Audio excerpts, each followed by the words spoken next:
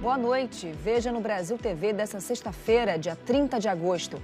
Em Pernambuco, o teto de igreja desaba durante distribuição de cestas básicas e deixa pelo menos 2 mortos no Recife. Preocupação com a seca no Acre se intensifica com a chegada do mês de setembro, o período de calor mais intenso. A polícia prende no interior de São Paulo mais um homem que estava ateando fogo no canavial. Já é a 10ª prisão no estado desde a onda de incêndios da semana passada. E ainda, a pista do aeroporto Salgado Filho, no Rio Grande do Sul, recebe a última camada de asfalto no cronograma de recuperação depois da enchente. Na retomada para os voos domésticos, prevista para 21 de outubro, 1.700 metros da pista devem estar liberados. É agora no Brasil TV.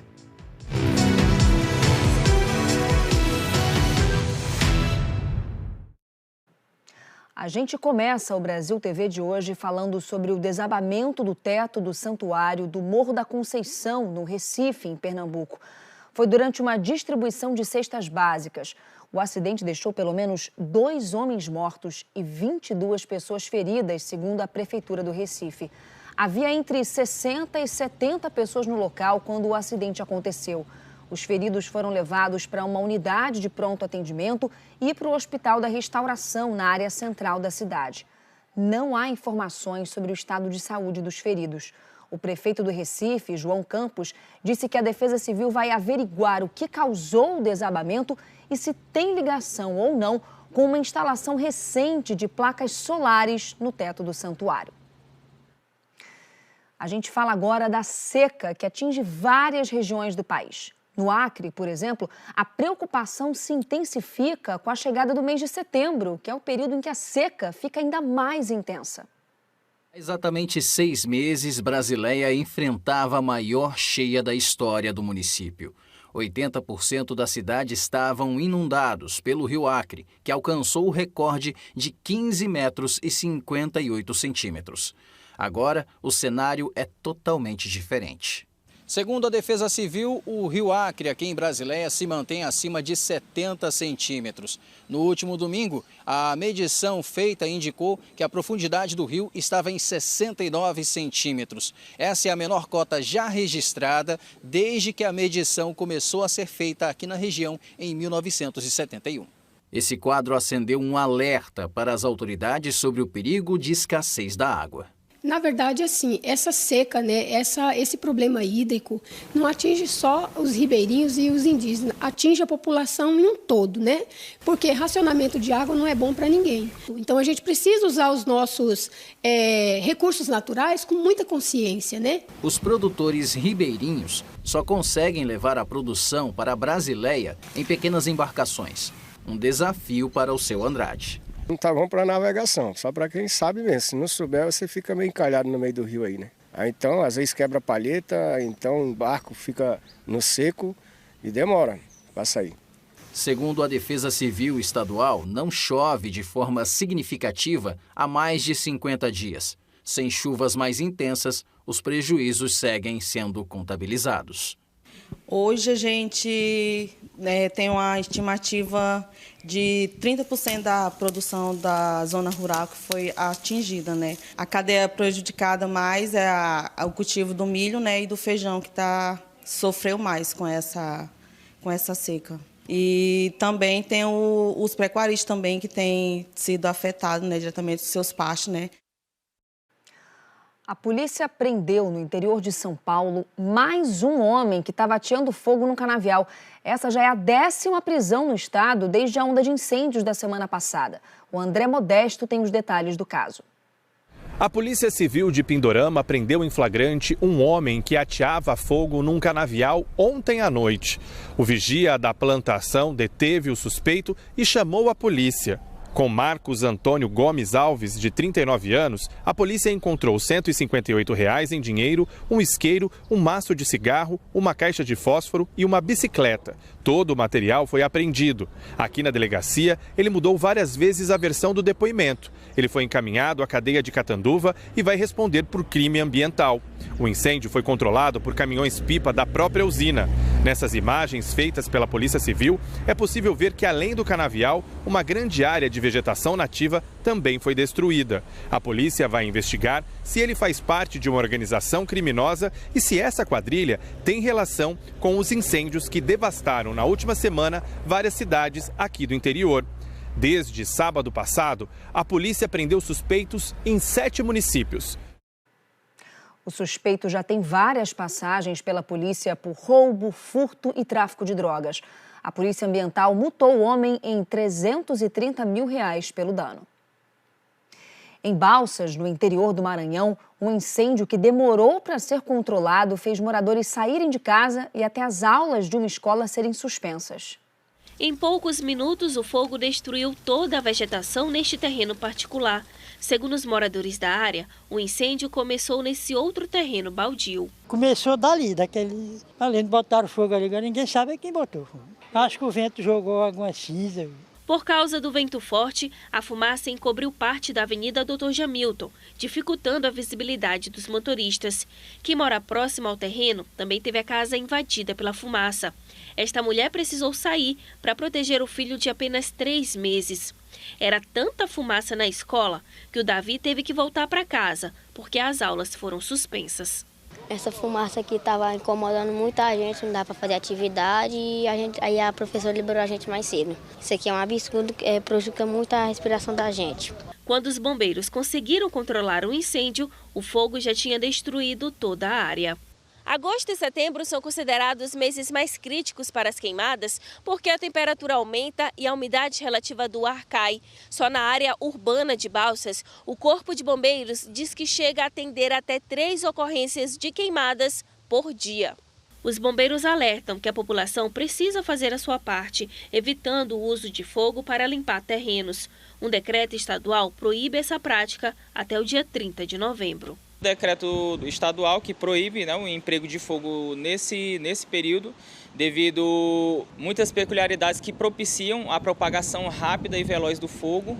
Tanto o seu início como a sua propagação, elas são mais fáceis durante esse período. E também a gente conta com o apoio da população para não utilizar fogo, pelo menos durante esse período. Ainda no Maranhão, a Polícia Civil prendeu um homem suspeito de envolvimento no roubo de cargas. Erisvaldo Santos traz as informações. A polícia estava investigando o roubo de uma carga de arroz quando recebeu a informação de que um homem estaria na região tentando vender parte dessa carga. O suspeito foi abordado entre as cidades de Bela Vista e Santa Inês, na BR-316. E no veículo dele foi encontrada uma amostra do arroz roubado. Ele confessou participação no crime e disse que comprou a carga de um outro homem. A polícia levou o suspeito para a Delegacia Regional de Santa Inês e ele confessou que a carga estava em um depósito dele às margens da BR-316, no município de Bela Vista. Lá foi encontrada uma grande quantidade de fardos de arroz. Agora a polícia investiga a participação de outras pessoas nesse esquema de roubo de carga. Esse é o segundo caso semelhante só este mês aqui na região. Na semana passada foi um esquema de desvio de carga de carvão vegetal que foi descoberto no município de Santa Luzia. Lá 5 pessoas foram presas. De Santa Inês, Erisvaldo Santos para o Brasil TV. Eleições 2024. Falta pouco mais de um mês para o primeiro turno das eleições municipais. E a quantidade de jovens com 16 e 17 anos que podem ir às urnas cresceu bastante em relação às eleições de 2020, em Mato Grosso do Sul, por exemplo. A Marcela fez 17 anos recentemente e já quer contribuir para o futuro do lugar onde mora. Eu acho importante decidir quem vai comandar a cidade, o que vai fazer, novas obras, o que vai fazer de melhoria na cidade. Eles ainda são muito jovens. Pela lei, o voto não é obrigatório para quem tem 16 e 17 anos, mas eles fazem questão de participar desse momento importante para a cidadania. Dados da Justiça Eleitoral mostram que em Mato Grosso do Sul, o número de adolescentes aptos a votarem saltou 75% neste ano em relação a 2020, uma realidade que se repete no cenário nacional. Há 4 anos, foram pouco mais de 12 mil jovens de 16 e 17 anos que tiraram o título de eleitor no estado. Agora, em 2024, o número subiu para 21.700. As meninas são maioria, elas são pouco mais de 11 mil eleitoras. Em 2020, nós tivemos a pandemia. E lá no nosso fechamento de cadastro, todo o cadastro foi feito através da internet, do título NET. Então, foi tudo feito de forma online. Para 2024, nós retomamos esse atendimento, inclusive com a biometria, com a coleta biométrica. E o que nós atribuímos isso? Com o passar do tempo, os jovens estão verificando a questão da sua cidadania, da importância do seu voto no cenário político nacional. Então, para uma eleição municipal, é muito importante esse comparecimento. Numa eleição municipal, voto a voto é muito importante. A seguir, a pista do aeroporto Salgado Filho, no Rio Grande do Sul, recebe a última camada de asfalto no cronograma de recuperação depois da enchente. Na retomada para os voos domésticos, prevista para 21 de outubro, 1.700 metros da pista devem estar liberados. É daqui a pouquinho.